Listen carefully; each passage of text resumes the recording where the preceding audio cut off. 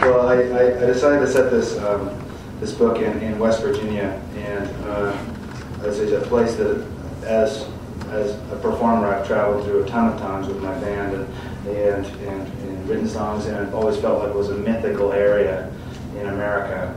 And I really wanted to keep the book away from anything that had any autobiography, so I gave myself a few rules, and that was that I would try not to mention Idaho, and I wouldn't deal with music, but would follow any other paths. And the largest one the largest vein that I started to discover was the First World War. It was something that I'd been interested in for about a year beforehand, for no real reason, but you can just read whatever you want. You don't have to apologize, And so I've been reading a lot of books about the First World War, not so much military histories as kind of scopy, like larger panoramas of the time. Barbara Tuchman has a couple books, one called The Proud Tower, which is the 25 years leading up to the First World War, and she leaves it on the eve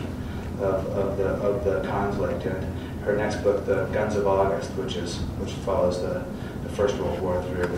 And then I began to read the stories by soldiers who came home from the war, many British soldiers and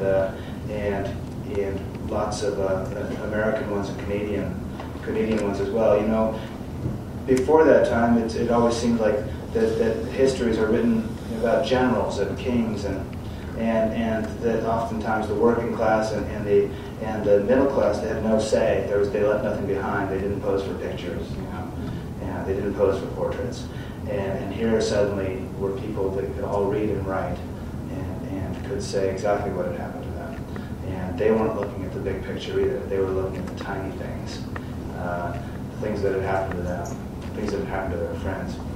At the beginning of the First World War, which we were only in for a couple of years, which we were, as Americans, at the beginning of the war, there were horses.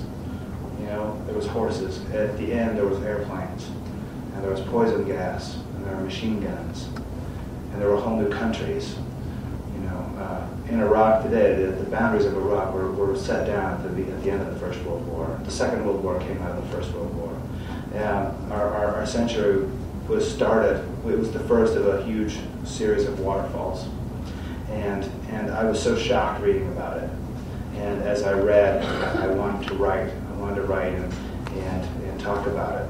I think that everybody was taken by surprise, and I can imagine that Henry Bright, who was this normal person from a small town, who went to and was somehow swept up in this huge conflict, and then set back in a small town, would have trouble putting the whole world back together again in the right spot, and would wonder whether anybody upstairs was in charge or even at home.